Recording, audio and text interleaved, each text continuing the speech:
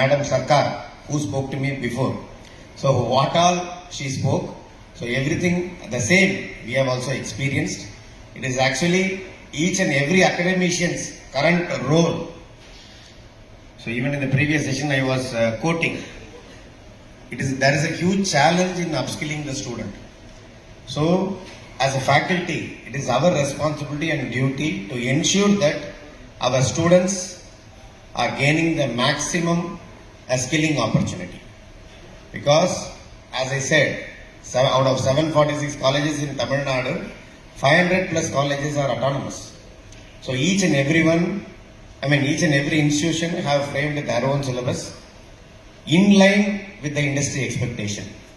So opportunities like this, we being the faculty must ensure that such platform are being utilized to the maximum